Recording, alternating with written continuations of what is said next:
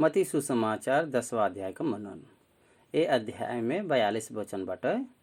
यहाँ 42 वचन में यीशु मसीह अपने शिष्य से करल गयल बात, मुख्य बात यहाँ पर हमके देखे के मिलेला। 10वां अध्याय के शुरुआत वाला वचन में 12 शिष्य के उ चुन के अधिकार देवे के बारे में लिखल गल बाटे। दूसरा वचन से चौथा वचन तक प्रेरित के नाम के बारे में लिखल गल बाटे। 5वां वचन से लेके 6वां वचन तक हम प्रभु को उनके देवल गया फर्स्ट मिशन फील्ड इसराइल के पास जाए बदे फर्स्ट मिशन देले बयान ऐसा एमें दिखाई देत बाटे। 7वां और 8वां वचन में हमके संदेश और सामर्थ उ प्रचार का बाटे, उ सामर्थ का बाटे, ओकर फल का बाटे, ओकर जानकारी के बारे में देवल गल बाटे। 9वां और 10वां वचन में व्यक्तिगत रूप से कौने प्रकार से सेवा के बदे तैयार होए के बाटे ओकरे बारे में बतावल गल बाटे। 7वां और 8वां वचन में हमके व्यक्तिगत पर्सनल एट्यूटमेंट कौने प्रकार से तैयार होए के सेवा में जाए के चाही एकरे बारे में विवरण देवल गल बाटे। 11, 12 और 13वां वचन में उ जौने स्थान में जई हैं ओके अपनावे वाला बात के बारे में लिखल गल बाटे। वो प्रकार से 14 और 15वां वचन में उनकर कौने प्रकार से तिरस्कार करल जाई ओकरे बारे में बतावल गल बाटे। 16 और 17वां वचन में धर्म का अधिकारी कौने प्रकार से उनके शत्रु मन हैं ओकरे बारे में भेड़ के समान भेड़ी के बीच में भेड़िए के बीच में भेजत बाई ओकरे बारे में बा। हाकिम तहार शत्रु बन हैं ओकरे बारे में जानकारी दिले बयान। 21 वचन में बंधुक शत्रु के रूप में बदले के बारे में बताया बाया।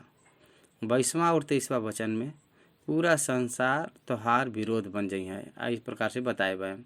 ओकरे बाद में 24 वचन से 25 वचन में 24 और 25वां वचन में देखे से शिष्य और गुरु से के बड़ा बाटे ओकरे बारे में, स्वामी और दास से के बड़ा बाटे ओकरे बारे में बतावल गल बाटे। 26 और 27 वचन में कपटी के बारे में वार्निंग दिले बयान, चेतावनी दिले बयान। अब 28 वचन से लेके 33 वचन तक मनुष्य के लेके वार्निंग अगेंस्ट द मनुष्य का जौन भय बाटे ओकर वर्णन के बारे में देवल गल बाटे। मनुष्य लोग जौने प्रकार से डरन वो प्रकार से डरे के न चाहे ये प्रकार से बात बतावल गल बाटे। 34 वचन से लेके 36 वचन तक सुसमाचार के विपरीत कौने परिस्थिति का उनकर सामना करे के पड़ी ओकरे बारे में बतावल गल बाटे। ओकरे बाद में 27, 37 और 38 वचन में डिसाइपल के बारे में उनके शिष्य का कौने प्रकार से परीक्षा लेवल जाई एकरे बारे में लिखल गल बा। और जे आपन प्राण बचावल चाहे उ ओके खोइहा ओकरे बारे में उ जानकारी दिले बयान। ओकरे बारे में उ जानकारी दिले बयान।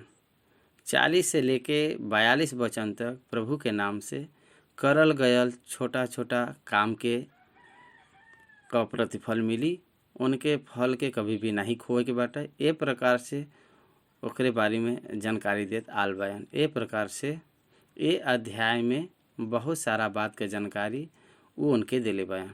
पहला वचन से अहम वचन का मनन करो। फिर वो अपने 12 चेला के पास में बुलाई के उनके अशुद्ध आत्मा पर अधिकार देना के उनके निकाला और सब प्रकार का बीमारी और सब प्रकार के दुर्बलता के दूर कर। पहले वचन के देखत बायागा यीशु मसीह प्रभु उनके सेवकाई के अधिकार के साथ करल चाहत बान यही बदे उनकर प्रयास उ करत बयान। अधिकार सही करे बदे उ सोचत बयान। उ बाहर के सेवकाई में प्रवेश करे जात रहना। यीशु 12 शिष्य के अपने पास में रख के उनके प्रचार करत रहना। उ के हवे, उ काहे आल बयान, का करे वाला बयान, कौने प्रकार से ए संसार बदे उद्धारकर्ता बने वाला बयान, ओकर अधिकार कितना बड़ा बाटे। उनकर शिष्य होए के नाते उ उनके अनुसरण कइके कौने प्रकार से पालन करे के चाही उनके सिखावत बा। यही बदे ई 12 शिष्य के बुलैना हमके लीडरशिप के बारे में, यीशु मसीह एक विशेषता के बारे में सीखे के चाहिए। हाउ to be establish A mission, एक सेवकाई का स्थापना करे बदे एक सेवक के खड़ा करब एक से न होई, इट्स ए टीम वर्क। यीशु मसीह उनके सेवकाई के टीम वर्क से शुरुआत करना, अकेले नहीं करना। उ 12 चेलन के नियुक्त करे बयान। उनकर मिशन एरिया ऑफ ऑपरेशन के बारे में जानत, उनके शिष्य के किस प्रकार से काम करे के चाहिए उ जानत न। उनकर इंटरनल बिल्ड कैसे होए के चाहिए, कैसे एक्सटर्नल एक्सट्रीम होए के चाहिए, ये सब उनके सिखावत बयान। ये सारा बात उ सिखावत बयान। उनके पास बुलाई के सिखावत बयान। उनके बुलैना 12 शिष्य के बुलाई के उनके अशुद्ध आत्मा पर अधिकार देना के उनके निकालें और सब प्रकार का बीमारी और सब प्रकार का दुर्बलता के दूर करें। बहुत सारा संस्था के फेल होए का कारण बाटे के उ बुलावन, लेकिन डेलीगेशन ऑफ अथॉरिटी नहीं देना। उनके केवल नियम बतावन, जिम्मेदारी ही सिर्फ देना, लेकिन आगे के व्यक्ति के अधिकार नहीं देना। सामना वाले व्यक्ति के अधिकार देवे में उ सब विफल हो जाना, सामने वाले व्यक्ति के अधिकार सौंपे में उ सब विफल हो जाना। यही बदे सेवकाई वृद्धि होए में असफल हो जाला। यहाँ पर देख के प्रभु आपन अधिकार उनके देत बा, डेलीगेशन ऑफ अथॉरिटी बहुत इम्पोर्टेंट बा। उनकर अधिकार उनके शिष्य के देके का करे के बाटे, कैसे करे के बा, कहाँ करे के बाटे, काहे करे के बाटे, काहे केकरे बीच में करे के बाटे, ये सब बात उनके सिखावत बा। मसीह में सेवकाई में रहे वालन के ये सीखे के चाहिए। उ जब तक अकेले रही हैं तब तक उनकर सेवकाई आगे न बढ़ी। जब उ एक टीम वर्क होई के उ शुरुआत करी हैं तब ओकर प्रभाव बढ़ला। तब जौन उ सोचे बान उ स्थान में, उस मंजिल में उ पहुँच पावन। यीशु मसीह 12 शिष्य के बुलाई के उनके अधिकार के उनके दिले बाया। अधिकार देवे का महानता केवल परमेश्वर के ही पास बाटे। ये प्रकार से दुष्ट आत्मा के ऊपर अधिकार कोई भी नहीं दे सकला। बीमारी के ऊपर अधिकार, सब प्रकार का रोग के ऊपर अधिकार मनुष्य के द्वारा मिलल गयल अधिकार ई नहीं बाटे। ई परमेश्वर के द्वारा देवल गयल अधिकारी बाटे। यही बदे डिवाइन पावर, परमेश्वर से संबंधित, आत्मा से संबंधित सामर्थ के यीशु मसीह उनके देत बयान। आपके ई बात यहाँ पर निश्चय रूप से बतावे के बाटे। ऐसे सामर्थ्य के उनके देवे की बात ओके समझे मनुष्य बदे संभव बाटे। का कॉमन मैन का मतलब बाटे नौसिखुआ व्यक्ति समझ पाएगा। आज भी हम टेलीविज़न में देखे के मिलला। चंगाई बाटे का बाइबल बतावता। परमेश्वर के पास चंगाई करे के सामर्थ्य बाटे। परमेश्वर जेकर इस्तेमाल करके चंगाई के देवल चाहत बा, ओकर इस्तेमाल करके उनके द्वारा चंगाई हुई। ई मनुष्य के धोखा देवे बदे बतावल गल बात नहीं बाटे। ई ग्रंथ, बाइबल ग्रंथ, ई परमेश्वर के बारे में बतावल गयल ग्रंथ बाटे। ओ फिर विश्वास करे वालन उनके फल के पहिया।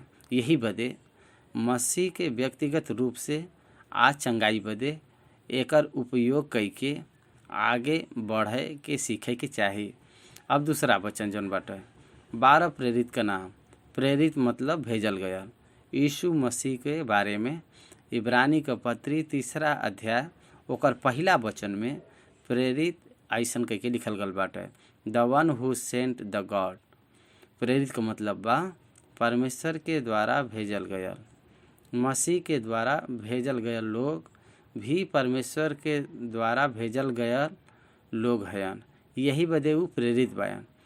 सिर्फ यही प्रेरित हयन जेके यीशु मसीह अपने आग के देख के ई 12 लोग में सेवा करे बायन। एमिन से शत्रु का चुनल गयल एक के छोड़ के यहूदा इस्करियोती के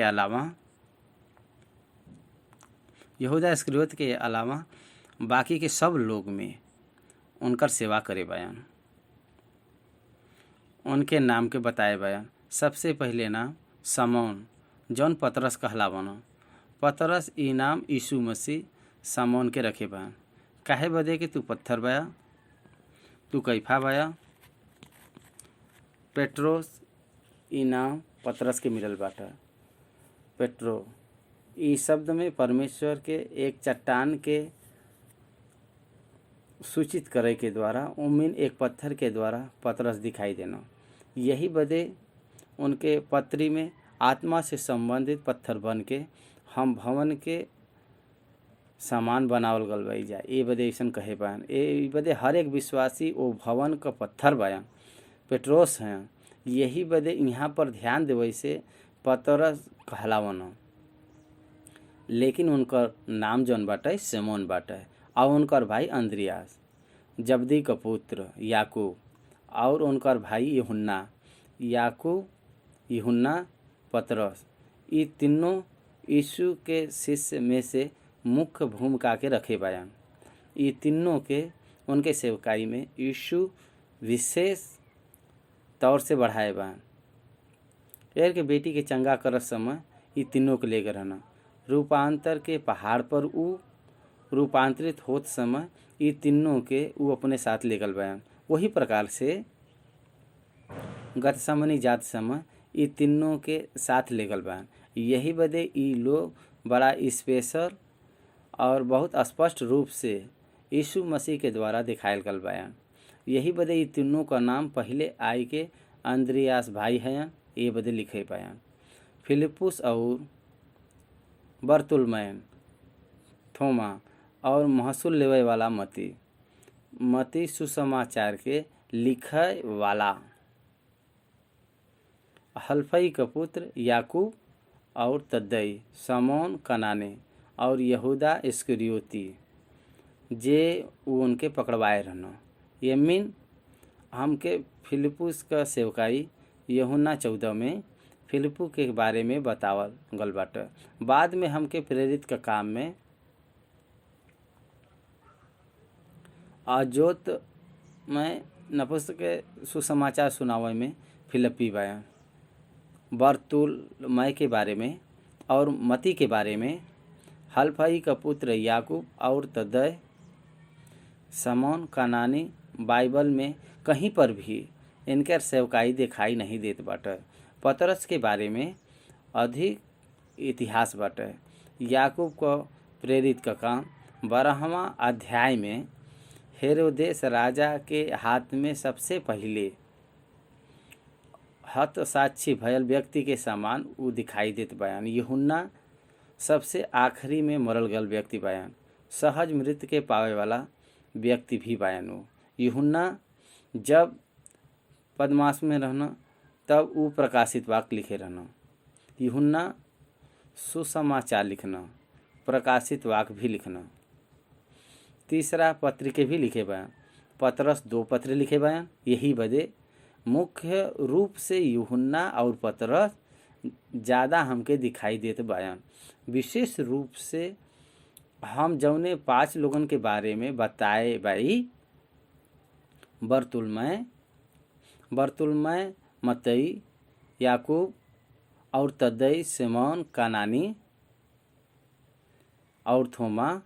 लेकिन थोमा के हम जाने लजा काहे बदे कि थोमा भारत देश में आयल बयान और भारत देश में मारल गल बयान। यही बदे थोमा के बारे में हम इंडियंस के एक इतिहास के पता बाटे। मद्रास नगर में ऊ सेवकाई करे बयान। फर्स्ट ब्राह्मण कन्वर्स भारत देश में भल बयान। ओकरे बाद ज़्यादा लोग दलित वर्ग का लोग प्रभु में बुलाए गल बयान। यही बदे 2000 साल पहले यीशु मसीह के 12 शिष्य में एक थोमा भारत देश में आल बयान। ई 12 लोगन का नाम यहाँ देवल गल बाटे। आप जौन बाइबल में देखब तो यीशु मसीह का सेवकाई उनके मरे के बाद बादल पर आरोहण होए के बाद 120 लोग ऊपरी कोठरी में रहना ऐसा हमके दिखे के मिलला। यीशु का पीछा करे वालन में से 120 लोग विश्वासी लोग तब से ही विश्वासी रहना। वो 40 दिन प्रचार करत समय पृथ्वी पर विश्वासी लोग रहना। उनके आरोहण होत समय 500 लोग वो देखे रहना ऐसा लिखल बाटे। 500 लोगन के देखे के बाद भी 120 लोग पेंतिकुस्त के दिन वो ऊपर के कोठरी पर पवित्र आत्मा उनके ऊपर उड़ल के अनुभव के उपाय बान। ये प्रकार से प्रभु को शिष्य 12 ई प्रेरित बाया। इनके छोड़ के बहुत सारा लोग उनकर पीछा कैना, बहुत सारा लोग उनकर अनुसरण कैना, बहुत सारा परिवार में उनकर अनुसरण भयल। यही प्रकार से लाजर का परिवार, एयर का परिवार, वही प्रकार से बहुत सारा परिवार परमेश्वर के द्वारा भलाई के पावल गयल लिखल गल बाटे। बहुत सारा उनकर फॉलोवर रहना। लेकिन ई 12 लोगन के प्रेरित कहे बयान काहे बदे के उनके अधिकार दे के भेजे रहना।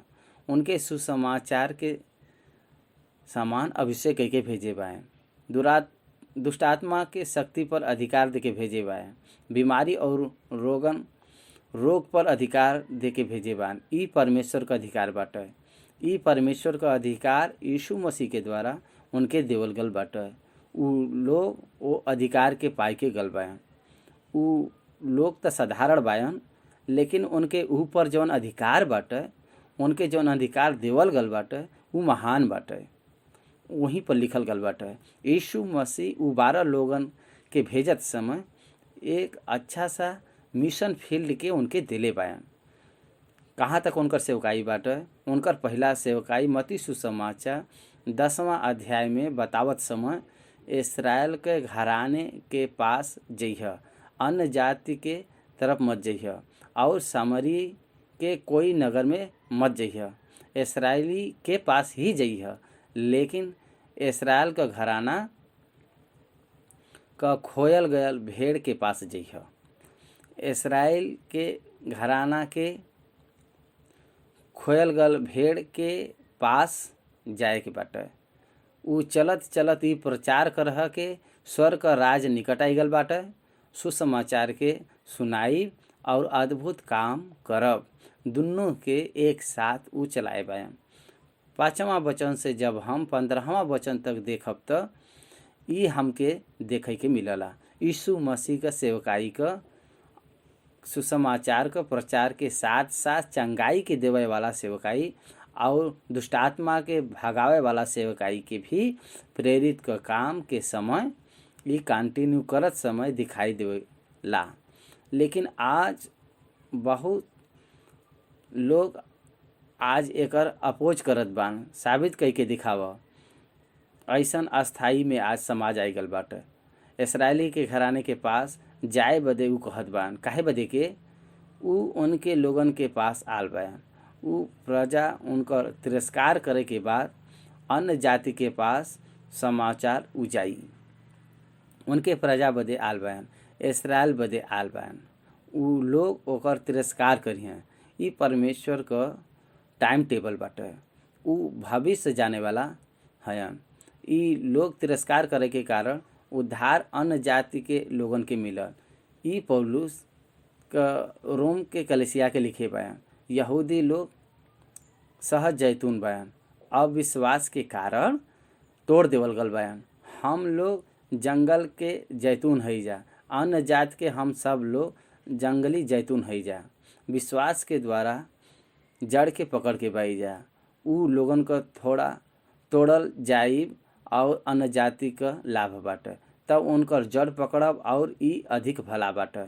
ऐसन उ कहत बा। फिर से इसराइल 1000 वर्ष के शासन में जड़ पकड़ी हैं।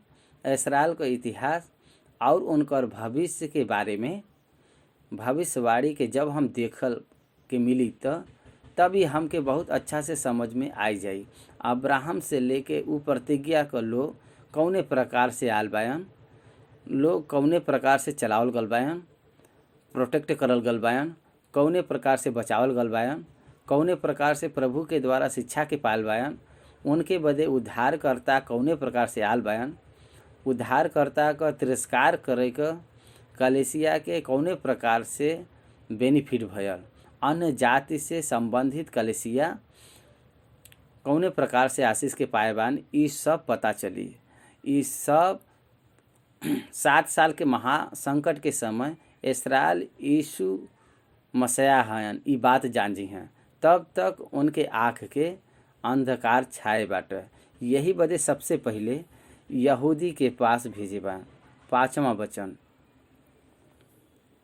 ए 12 के यीशु आज्ञा देके भेजना के अन्य जाति के तरफ मत जइह और सामरी के कोई भी नगर में प्रवेश मत करिह, लेकिन इसराइल के घराना में ही के खोयल गल भेड़ के पास जइह और चलत चलत प्रचार कर के स्वर्ग का राज निकट आई गल बाटे। उनके पहले सुसमाचार का प्रचार करे बदे कहत बा, ऊपर विश्वास करे बदे बीमारन के चंगा कर, मरहन के जिलाव,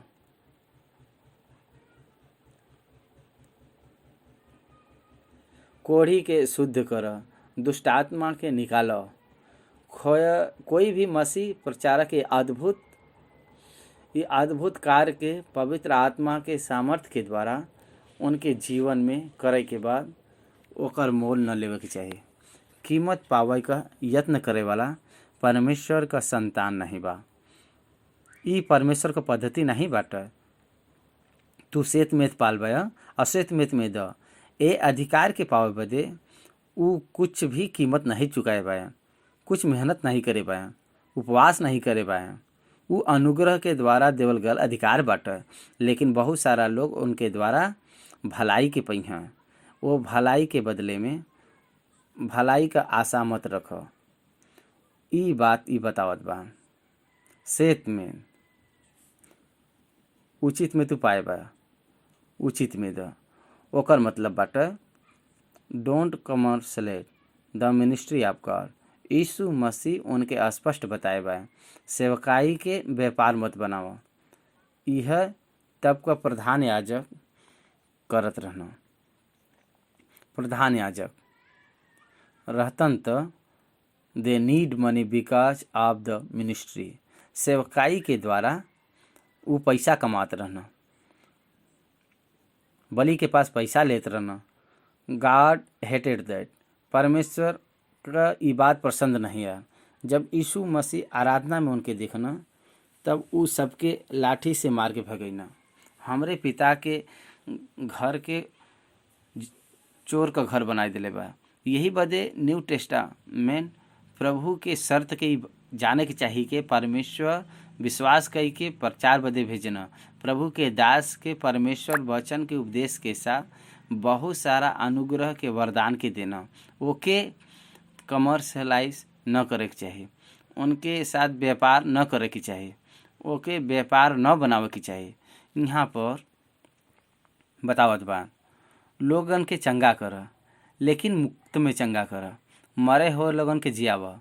अब ऐसन बात अब विश्वासी सुनी है तो तुरंत पूछी है कि तू प्रभु के बच्चा है, प्रभु तहके सेवा बदे बुलाए बा, ऐसे कहत बा। आप सुसमाचार के सुनावत बा और आप बीमारी के चंगा कर, आप भी मरे हों के जियाव, आप भी कोनो लोगन के चंगा कर, आप भी दुष्ट आत्मा के निकाल। एक मांगे पर होए वाला परफॉर्मेंस नहीं बाटे। It's not like a magic. जब चाह तब करे वाला कला से करे वाला मैजिक नहीं बाटे। आँख के भरमावे वाला मैजिक नहीं बाटे। It is the power of the God परमेश्वर जेकरे पर दया करे बान ओके चंगा करे बदे परमेश्वर उनके सेवक के इस्तेमाल करना।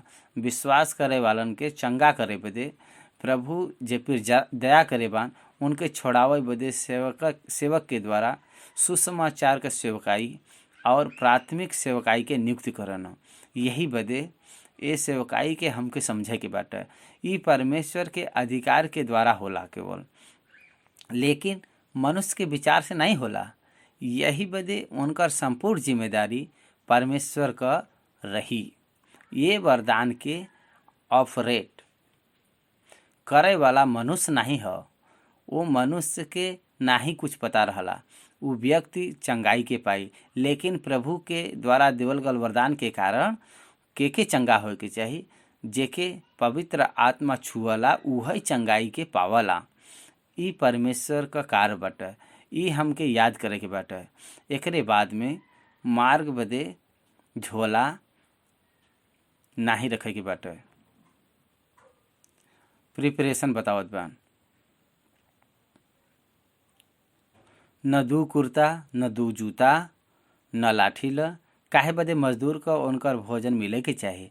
संसार से अलग यीशु मसीह को प्रचार बाटे। हमके जब कौने गाय में जाए के रहला त एक सूटकेस तैयार रखी ले जा, ओमिन उपयोग करल गया सब वस्तु रखी ले जा, करेंसी रखी ले जा, वस्तु के तैयार रखी ले जा, सिक्योरिटी बदे वस्तु तैयार रख ले जा, सब कुछ तैयार करके आहार भी तैयार कर ले जा, आहार भी तैयार कर ले जा। लेकिन प्रभु कहत बानी यहाँ पर कि do not need to anything for you. सेवा में आवे बदे सर्वप्रथम ये सीखे के चाहिए कि भविष्य में वो अपने द्वारा जिए वाला नहीं बाया, परमेश्वर के द्वारा वो जिए वाला बाया। ये प्राथमिक सच्चाई के जाने वाला ही परमेश्वर के सेवकाई में रही हैं। हमार पोषण का जिम्मेदारी परमेश्वर का हवा। हमरे सब जरूरत का पोषण का जिम्मेदारी परमेश्वर का बाटे। हमरे सेहत का जिम्मेदारी परमेश्वर का हवा। ई complete surrender to his authority, उनके अधिकार में अपने आप के संपूर्ण रूप से देई। भौतिक संबंधी तैयारी के बाजू में रखो। जौने नगर या गांव में जात पता लगाव के वहाँ के योग्य बाटे, और जब तक वहाँ से न निकल ओकरे यहीं रह। देख एक मॉडल मसीह बतावत बा कौने प्रकार से यीशु मसीह अपने शिष्य के भेजत बान। देख पता लगाव कि ऊ वहाँ पर के योग्य बा, वहाँ पर रह, वहाँ निवास कर और घर में प्रवेश कर और उनके आशीष द। अगर वो घर के लोग योग्य बान त तहार कल्याण उनके ऊपर पहुँची। अगर वो योग्य नहीं बान त तहार कल्याण तोहरे पास लौट आई। और जे कोई तहके ग्रहण न करी और तहार बात न सुनी, उनके पर वो घर और वो नगर से निकलत समय अपने पाँव का धूल झाड़ द। हम तहसे सच कहत बाई के न्याय के समय वो नगर का दशा से सदोम और अमोरा के देश के दशा से सहय से अधिक हुई। मगर यहाँ पर ई प्रभु ही बतावत बान जे तहके ग्रहण करी वही तहार संबंधी बाटे। बेस्ट एग्जाम्पल यहाँ पर आवत बाटे जकई। लूक 19वां अध्याय में जकई से प्रभु कहे बाया आज हमके तहरे घरे में रह के बाटे। It is order Bai God, परमेश्वर के द्वारा निर्धारित करल गल बाटे। It is order Bai God, परमेश्वर के द्वारा आज्ञा देवल गल बाटे। जकई तुरंत आय के उनके ग्रहण करे बयान। जकई पापी मनुष्य बयान, चुंगी लेते समय अन्याय से धन कमाए रहना, लेकिन उ सबके छोड़ देना।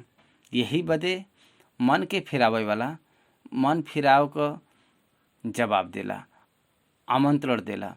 जे तहके ग्रहण करे उ हमार संबंधी हवे, वही रह। Don't deny the for food, उ जौन कुछ भी दे उके खा, लेकिन हमके ई बनाए के द, उ बनाए के द मत कह। इच्छा मत रख ई सब का। उनके पास जौन कुछ बाटे उ खा। विधवा के घरे में 3.5 वर्ष एलिया रोटी के द्वारा जियल बा। उनके पास उहे रहना, उहे खैना, कुछ दिन नहीं कहना तू हमरे बदे चिकन बनावा नहीं कहना। प्रभु का कहत बा जे शिष्य बा उ अपने आप के विसर्जन करे के बाटे। उनके शरीर ऊपर प्रेम और आहार के ऊपर आशा के विसर्जन करे के बाटे। यही बदे तहके जहाँ परमेश्वर रखे के चाहे वहाँ रहे बदे आशा रखे के चाहिए। परमेश्वर जौन चीज़ तहके दी हैं ओके पहने के आशा रखे के चाहिए। तहके जौन दी हैं ओके खाए के आशा रखे के चाहिए। Just like military officer on war. युद्ध के समय एक अधिकारी कौने प्रकार से भोजन देला वही प्रकार से सुसमाचार का ही काम बाटे। वैसा ही वो प्रेरित के बताए बयान जौने नगर गाय में जा तू पता लगावा कि योग्य के बाटे ओकरे यहाँ रह। योग्य के बाटे पहले जाना, योग्य के घर में रह, योग्य के घरे में निवास कर। समझ में आवत बाटे का ई बात? वही रहे के बाटे, वहाँ से प्रचार शुरू करे के बाटे। अगर तोहके नगर ग्रहण उ न करे तो चल जा। सुनत बा का? घरे वाले ग्रहण न करे पर, गांव वाले ग्रहण न करे पर, नगर वाले ग्रहण न करे पर उ तहार काम नहीं बाटे। उ हमके ग्रहण नहीं करे बान। तहके ग्रहण नहीं करना मतलब हमके ग्रहण नहीं करे बान। यही बदे तहार काम बाटे के नगर के छोड़ के दूसरे नगर में चल जा। तब सुसमाचार सुनाई प्रारंभ भयल बाटे। जे अंगीकार करी उ सब हमार बच्चा हुई हैं, जे तिरस्कार करी उ न्याय के दिन उ सब नाश हुई हैं। यही बदे जजमेंट के साथ बताए बा न्याय के दिन हर एक का कार्य प्रकट होए के दिन प्रभु उ लोगन के बारे में बतावत बा। वो नगर का दशा से सदोमा और गमोरा का देश का दशा अधिक सहन का योग्य हुई। वह ठीक बा लगी हैं। आज थोड़ा समय बाटे लेकिन आज ई लोग जौन बा आग के कुंड में रही हैं। भाई और बहन लोग 12 लोगन के ई टीचिंग जौन देत बान का ई सब ई समझत बा। यीशु का अनुसरण करे वाला विथआउट रिजर्वेशन कोई भी प्रकार का आवश्यकता के बिना सोचे उ सब निकले के बाटे। ऐसा बचन बतावत सुनत पढ़त हमरे पास कुछो नहीं रह। रिकॉर्डिंग बदे सीढ़ी चढ़त समय हमार हाथ खाली न with empty and empty pocket. यही बदे धन के कड़वा बटे। उनके काम के द्वारा हर एक लोग धन के पावे का आशा रखला, लेकिन मिनिस्ट्री ऐसा नहीं बाटे। ई सच्चाई पता चले से 90% लोग विथड्रा हुई हैं। बहुत सारा लोग सोचते हैं कि नया वाहन में घूमे का अवसर मिली, कार में घूमे का अवसर मिली, आर्थिक रूप से कमाए का अवसर मिली। आ प्रभु में सेवा में आवे वाला आज बहुत सारा लोग बा। ये सब झोली के न रख जाए के समय खाली हाथ से रहे पड़ी तब पर भी रह। ऐसा सोच से आवे वाला बहुत कम लोग बा।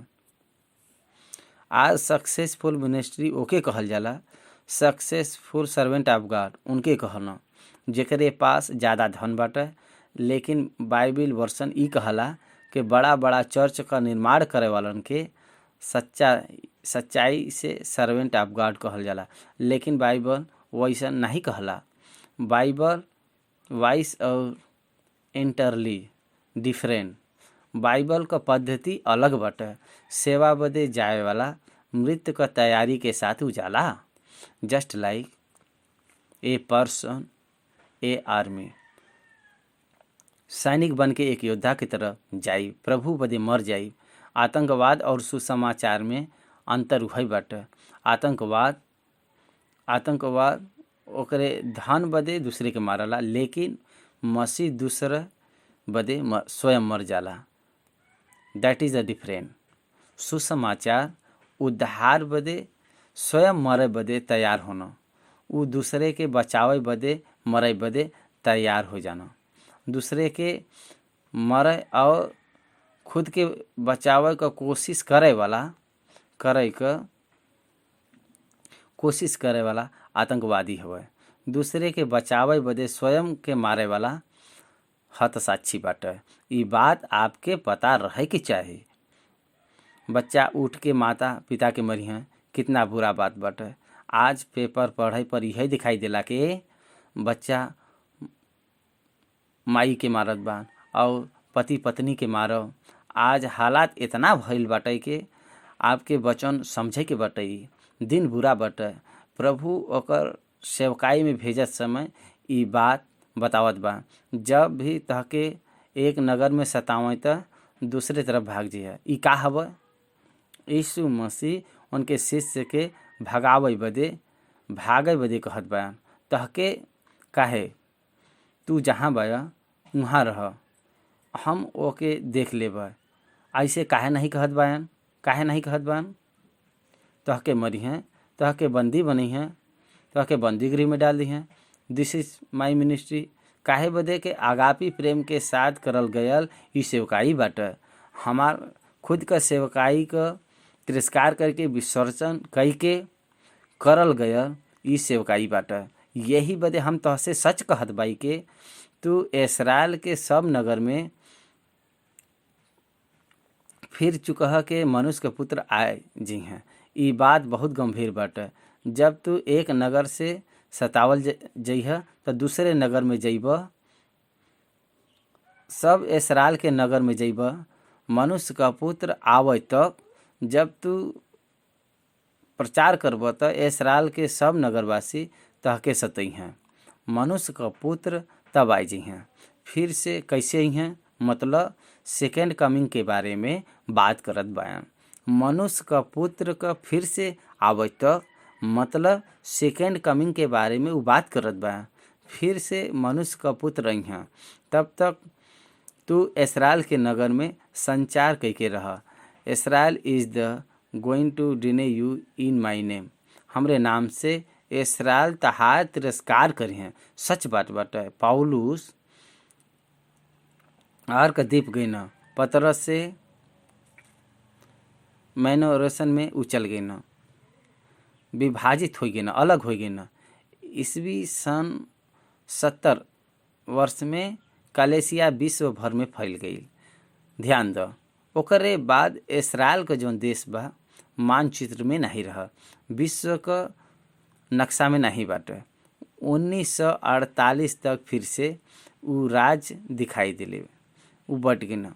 यही बदे प्रभु पहले बतावत बान के उनके सेवकाई का शुरुआत के दिन में शिष्य का भेजे समय इस्राएल तिरस्कार करी हैं।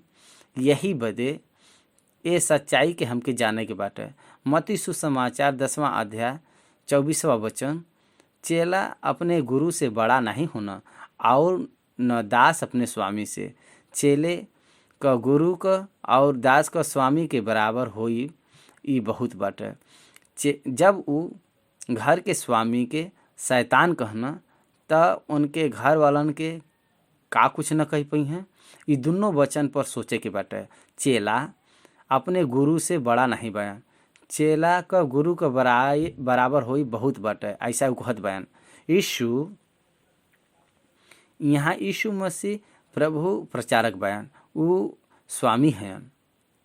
उनके बच्चा जनबान उनका शिष्य बयान, उनका अनुसरण करे वाला और उनका दास उनसे बड़ा नहीं हो सकन है। यीशु मसीह प्रभु स्वामी और प्रचारक के बराबर कोई नहीं हो सकला। ये बात बतावत बयान। जब वो घर के स्वामी के शैतान कहना था, उनके घर वालन के भी वो वैसे ही कही है। ये सच बात बाटे। यीशु मसीह ये निंदा का सामना करे बयान। शास्त्री और फरीसी लोग जब यीशु मसीह शिष्य का दुष्टात्मा अधिकार देवे पर निकाले बदे भेजना था, तहार गुरु दुष्ट आत्मा के सरदार के सहायता से दुष्ट आत्मा के निकालत बा। दुष्ट आत्मा का सरदार का मतलब शैतान का दूसर नाम। दुष्ट आत्मा का सरदार का मतलब लूसीफर। लूसीफर के अधिकार के सहायता से दुष्ट आत्मा का तहार गुरु और तहार प्रचारक निकालत बा। ऐसा कुल बतावत बा। वो घर का कहलावे वाला इस चीज से दुष्ट आत्मा के सरदार के साथ दुष्ट आत्मा के निकालत बा। कहीं बुलावल गल शेष और ओकर परिवार ई परमेश्वर का कार्य बाटे। विश्वास करत बा त धर्म का अधिकारी ई दुष्ट आत्मा का काम बा। ऐसन बाटे ई एक कॉन्फ्लिक्ट बन गल बाटे।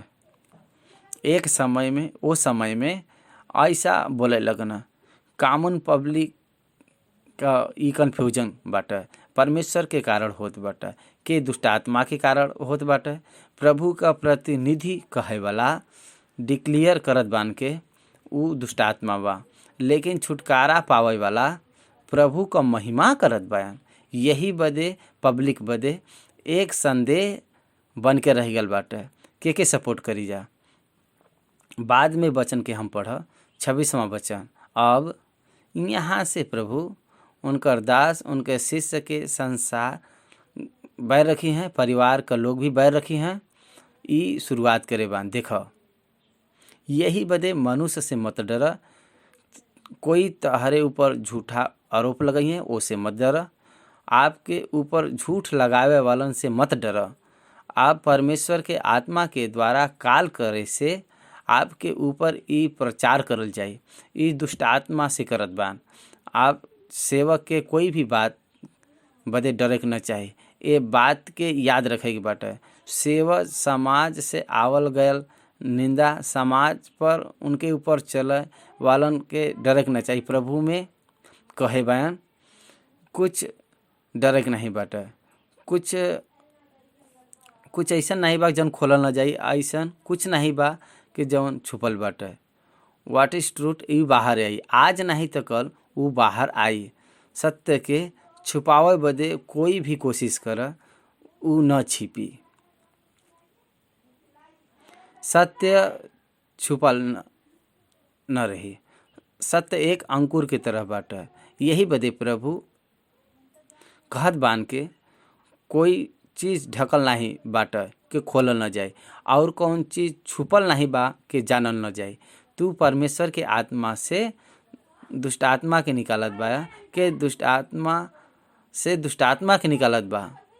ई समय निर्धारित करी कितना भी छुपावल चाहिए तब पर भी ऊ न छुपी।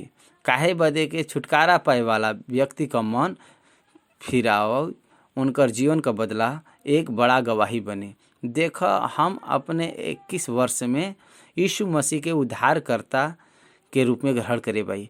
हमार परिवार मसीह परिवार होए पर भी व्यक्तिगत उद्धार बदे 21 वर्ष लगल बाटे। यीशु के ग्रहण करे के पहले तक का हमार जौन जीवन रहल दुष्ट आत्मा के अधीन होई के जीवे वाला जीवन रहल। पाप के अधीन होई के जीवे वाला जीवन रहल। यही बदे वो पाप के जीवन में जब हम जियत रहली तब हम जानत रहली कि हम अंधकार में बाई। हमार उद्धार पावे के बाद बहुत लोग संदेह कईना कि ई दुष्ट आत्मा के कारण करत बान का, लेकिन ओकरे फल के ऊ देखे के बाद मन फिराव का फल के हमके सेवकाई में फले के बाद में बहुत समय लगल। हमके एक सफल प्रचारक के रूप में अंगीकार करे बदे 30 साल लगल। यही बदे कुछ भी ढपल न रही। ऊ प्रभु के द्वारा होत बाटे के दुष्ट आत्मा के कारण होत बाटे। ई छिपी न, ऊ बाहर आई। जौन हम तह से अंधियारे में कहत बाई ओके उजियारा में करल जाई। आज ऊ कान में कान जे सुनत बा ओके कोठा पर से प्रचार करल जाई। जे चूत के घात करला, जे शरीर के घात करला, वो आत्मा के घात नहीं कह सकला। उसे मत डर, लेकिन वही से डर जे आत्मा और शरीर दोनों के नरक में नाश कर सकला। वो उन्हीं से डरक बा ना, और नहीं तो कोई से डरक न चाहिए। ई बतावत बा। जे शरीर के घात करला लेकिन आत्मा के घात नहीं कर सकला, उनसे मत डर। जे आत्मा और शरीर दोनों के नरक में नष्ट कर सकला, उनसे डर। आत्मा और शरीर के केवल परमेश्वर ही नष्ट कर सकना। आग के कुंड में एक मनुष्य का न्याय करके भेजे वाला परमेश्वर एक बयान। मानव शत्रु भौतिक मौत के देख सकना। आज हम पेपर्स और टेलीविज़न में देखत बाई जाके बहुत सारा लोग मरत बान, लेकिन मरे वाला के आत्मा के कुछ नहीं कर सकला। थोमा प्रेरित बान, भारत देश में आल बान। मतरस के पास मलबार नगर में समुद्र के तट पे उनके मारल गया। उनके आत्मा के नष्ट नहीं कर पैना। जे मनुष्य हत्या करला उ शरीर के मारला, आत्मा के नहीं मार सकना। आत्मा और शरीर के आग के कुंड में डाले वाला एक परमेश्वर ही पाया। यही बदे कैसे डरे के चाहिए। यीशु मसीह जे अपने आप के क्रूस पे सौंपे रहना, उ नहीं डरना। उ स्पष्ट रूप से जानत रहना शरीर के मरिए। आज कोरोना वायरस विश्व के व्याकुल करत बा। विश्वासी के काहे व्याकुल होके चाहिए, विश्वासी काहे डरक चाहिए। आज नहीं तो कल शरीर मर जाई। ई सदा का नहीं बाटे। फिर से शरीर के मारे वाला वायरस से काहे डरत बा।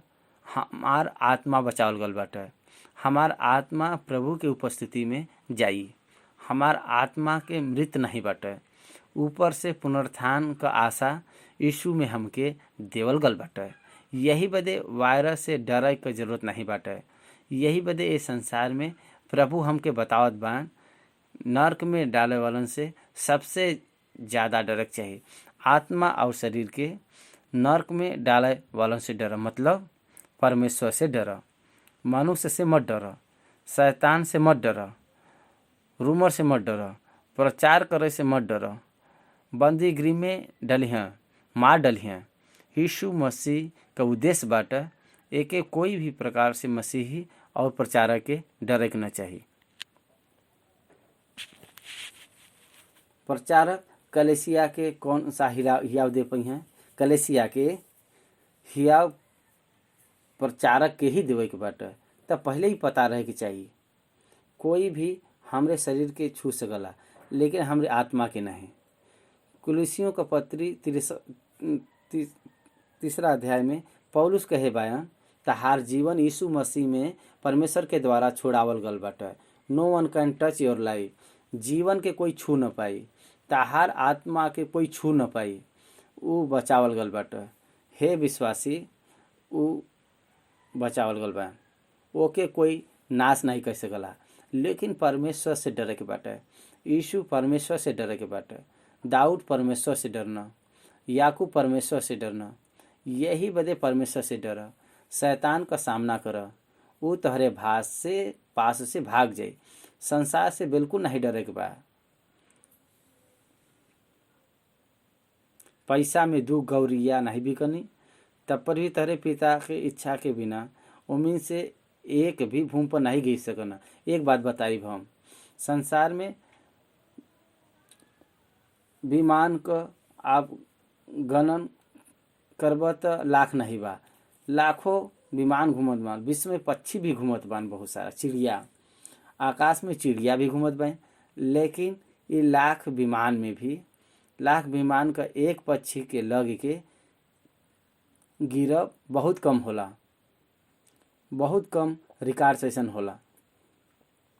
ई पैसा में 2 गौरिया मतलब आधा पैसा में 1 गौरिया मिलला।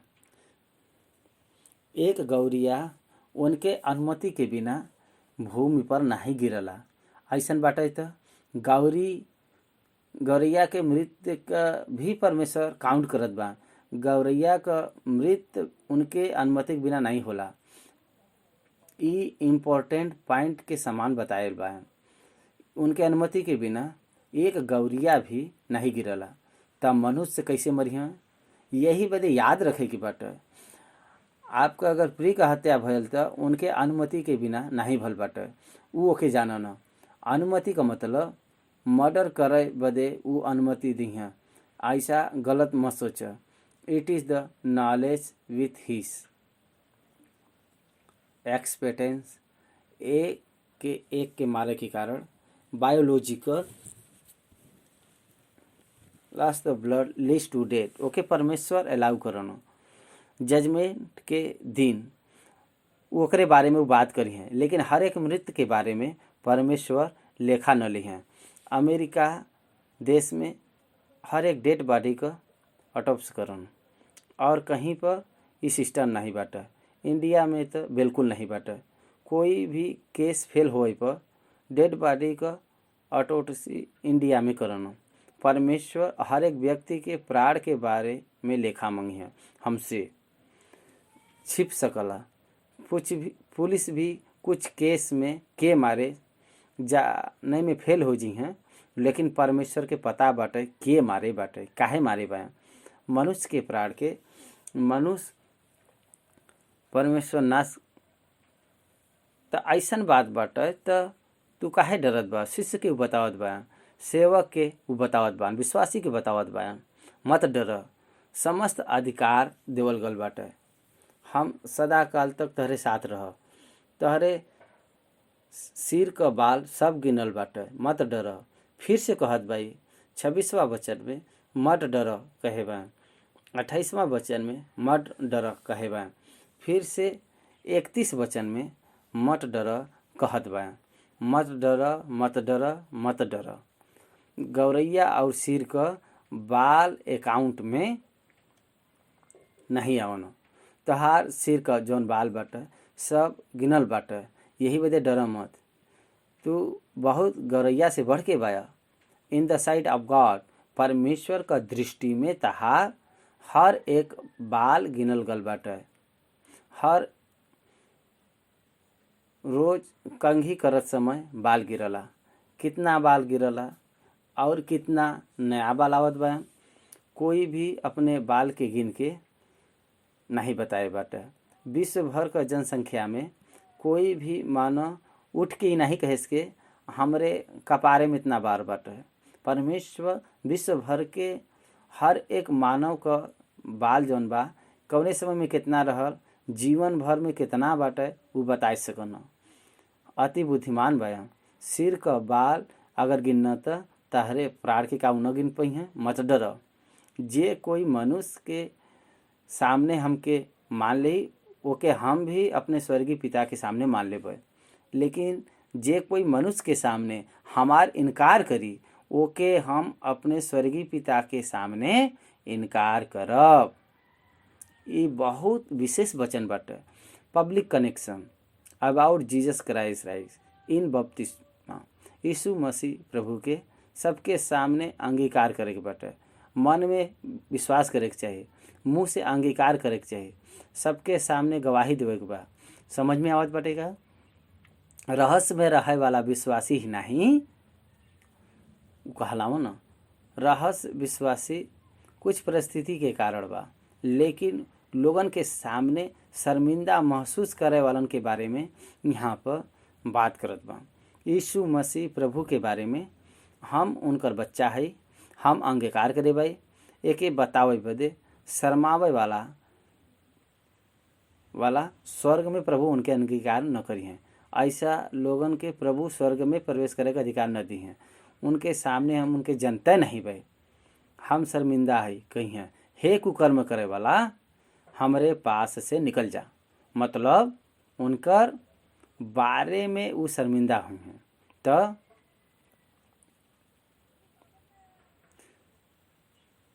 सामने शर्मिंदा होत बान, ऐसन व्यक्ति हमार नहीं बान। प्रभु ही कहत बान पब्लिक कनेक्शन सबके सामने अंगीकार कर।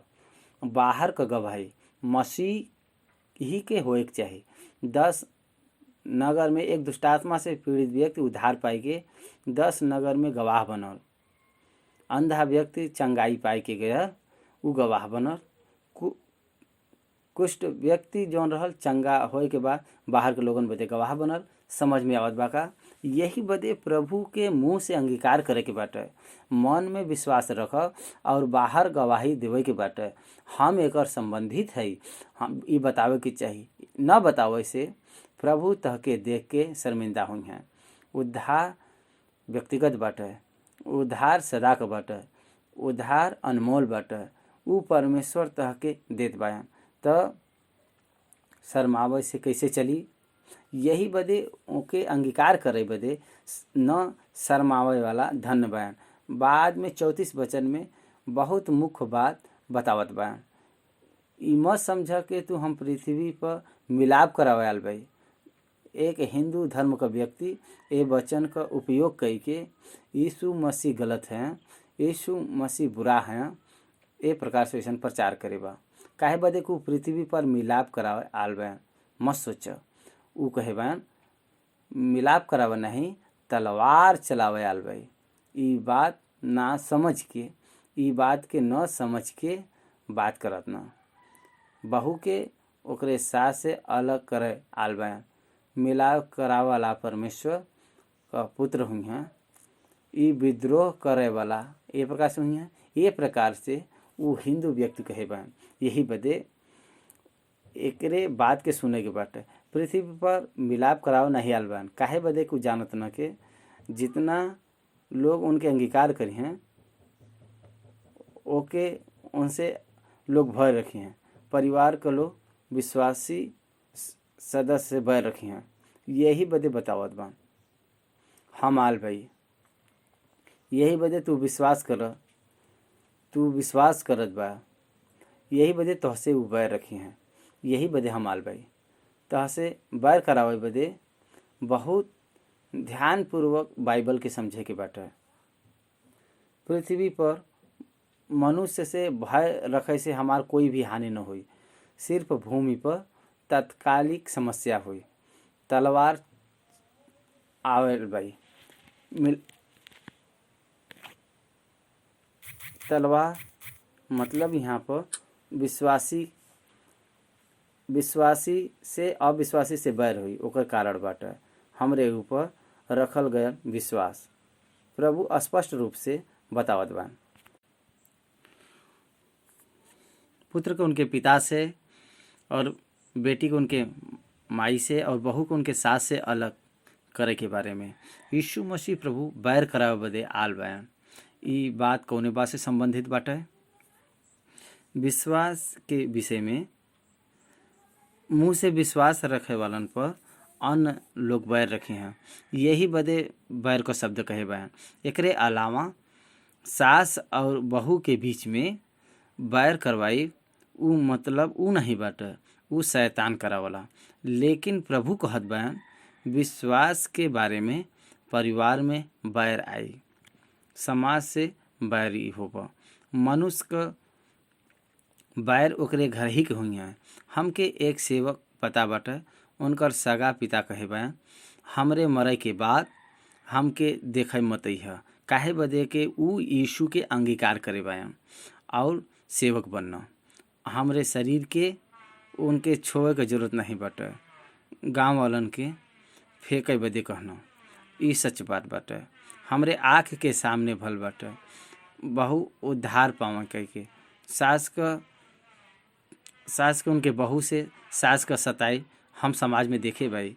सास उद्धार के पाए बा कई के बहू को बैर रखब हम समाज में कितना लोगन के देखे भाई जा। पुत्र प्रभु के अंगीकार करे बा कई के बैर रखे वालन का पिता बैर रखे वाला पुत्र के हम देखे भाई। हम गवाह भाई, हमरे पास बहुत सारा गवाह बा। ई पब्लिक मीडिया बाटे। यही बदे हम आपके बताव नहीं पावत भाई। ई सब परमेश्वर पहले से बताए बयान बैर करावे आल भाई। जीवन माता और पिता के हमसे अधिक प्रिय जानला वो हमरे योग्य नहीं बा। और जीवन बेटा और बेटी के हमसे अधिक प्रिय जानला वो हमरे योग्य नहीं बा। देख के सुसमाचार के अंगीकार करत बा।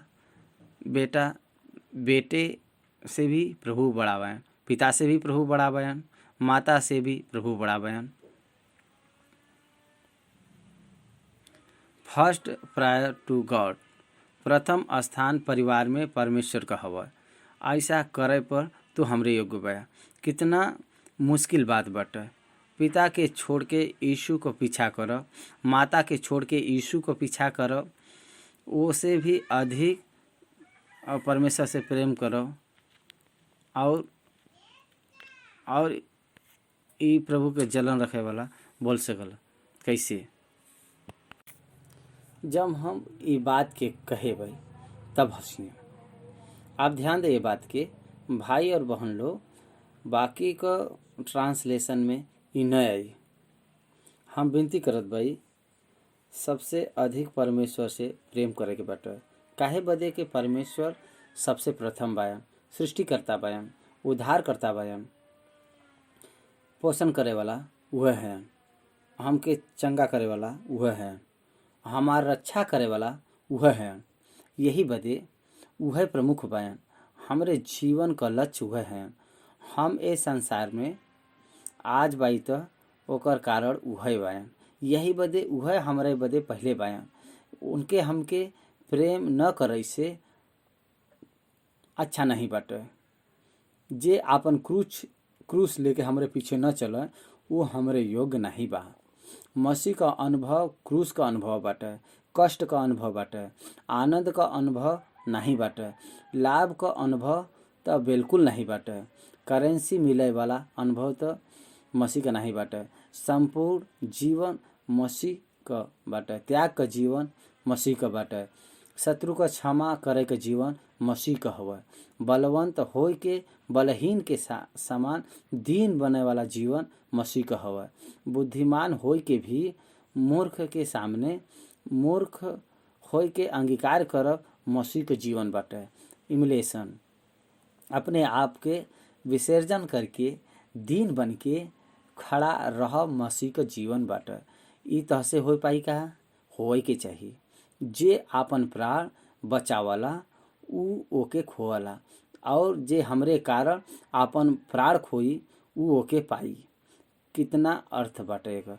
यीशु के अंगीकार करब के प्राण के खोई कहे पर यीशु के अंगीकार करब ई कहे के चाहिए। प्राण के यीशु बदे खोई ऐसा बोले के चाहिए। प्राण यीशु कहे पर यीशु कहे वाला मतलब अपने प्राण से भी ज़्यादा यीशु से प्रेम करे वाला चाहिए। प्राण के बचावे बदे ओकर तिरस्कार करे वाला न्याय के दिन वो अपने प्राण के खोई आप आगे के कुंड में जाई। उनकर प्राण जाए से भी यीशु का अंगीकार करे वाला प्राण के पाई के स्वर्ग में प्रभु के राज में रही, पुनरुत्थान में उठावल जाई।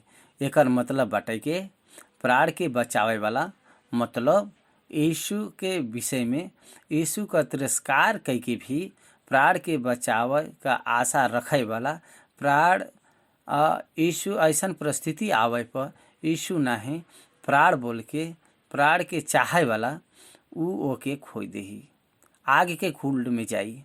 प्राण से अधिक परमेश्वर से प्रेम रख के प्राण के खोए वाला यीशु के पाई। स्वर्ग के राज्य में पुनरुत्थान के द्वारा ऊ आई। यहाँ पर ऊ बतावत बा जे तोहके ग्रहण करला ऊ हमके ग्रहण करला और जे हमके ग्रहण करला वो हमरे भेजे वाला के ग्रहण करला। जे जौन भविष्यवक्ता जान के ग्रहण करे वो भविष्यवक्ता का बदला पाई और धर्मी जान के ग्रहण करे वो धर्म का बदला पाई। और फल के बारे में बात करत बा जे तोहके ग्रहण करला वो हमके ग्रहण करला और जे हमके ग्रहण करला वो हमरे भेजे वाला के ग्रहण करला। अल्टीमेटली तोहके ग्रहण करे से परमेश्वर के ग्रहण करेबा। यही बदे तू इस्राएल के कोई भी घर में प्रवेश करे पर तोहके ग्रहण करे वाला में से परमेश्वर के ग्रहण करेबा। जकई ग्रहण करेबा परमेश्वर के ऊ अपने घरे में ग्रहण कईना। भाई और बहन लोग परमेश्वर के नाम से आवल मनुष्य का स्तुति हो, ऊंची आवाज में कहे बा। यरूशलेम में तिरस्कार करे बा, परमेश्वर का तिरस्कार करना। सामरिया स्त्री ग्रहण करेस, परमेश्वर के ग्रहण करेस। भाई और बहन लोग, तू यीशु के ग्रहण करब तो परमेश्वर के ग्रहण करब। यीशु के बिना परमेश्वर के ग्रहण करब संभव नहीं बाटे। हम न बात से न बताए के ई संसार के ई बताए बा। यीशु के ग्रहण न ग्रहण करे से परमेश्वर के ग्रहण तू नहीं करत बा। यीशु के साथ संबंधित न रखे वाला परमेश्वर के साथ संबंध न रखे वाला बाटे। यूहन्ना 14 में यीशु कहे बयान, हमरे बिना कोई भी परमेश्वर के पास नहीं जा सकला। भाई और बहन लोग, यीशु ही मार्ग है, ऊ अकेला मार्ग है। यही बदे भविष्यवक्ता के ग्रहण करे से ओकर फल का बदला, धर्म के ग्रहण करे से उनके फल का बदला बाटे। तू जेके ग्रहण करब ओकर फल बाटे। तू परमेश्वर के नाम से जौन कुछ भी करत बा ओकर फल बाटे। एक छोटा बच्चा के 1 गिलास ठंडा पानी पिलावे का भी फल बाटे। जे कोई ई छोटे छोटे बच्चन में से एक हमार चेला जान के 1 कटोरा ठंडा पानी अगर पिलाई तो हम तोहसे सच कहत बाई के ऊ कोई भी प्रकार से आपन प्रतिफल न खोई। शिष्य का मतलब विश्वासी हवा। यही बदे कलेसिया में तू कोई भी विश्वासी का सहायता कर, ओके स्मरण करल जाई। 1 गिलास ठंडा पानी कभी स्मरण करल जाई। फल के न खोइब, फिर से फल के पैब। विधवा स्त्री के 2 दिनार का प्रभु बड़ा ठहरेना। यही बदे परमेश्वर के नाम से प्रभु के वचन के साथ आप जौन कुछ करब वो फल के रूप में फिर से आपके मिल जाई। वो कितना महान प्रचार बाटे। यही बदे मसीह धर्म के समझे के बाटे। ए प्रकार से बाइबल, ऐसे ही बाइबल पढ़े से न चली, ओकर मनन करे के बाटे। You need to meditate the word of God. एक गाय घास के खाली समय में जैसे वो चबाल है, पगुरी करल है, वैसे ही वचन के चबावे के बाटे, पगुरी करे के बाटे। वैसे ही चबाए पर वचन का सारांश और रुचि और अनुभव तह के मिली, तहरे आत्मा के मिली। याद रख, शिष्य समझ के ग्रहण कर। उम्र से मतलब नहीं बाटे, शिष्य समझ के ग्रहण कर। लिंग का भेदभाव नहीं, शिष्य समझ के ग्रहण कर, तहार फल अत्यधिक हुई। यही बदे प्रभु के नाम से करल गयल हर एक कार्य का फल मिली, पृथ्वी पर तह के फल मिली। ऐसा नहीं कहे बा स्वर्ग में मिली, ऊ तहार हानर हुई। 10वां अध्याय के हम यहाँ पर समाप्त करत बाई।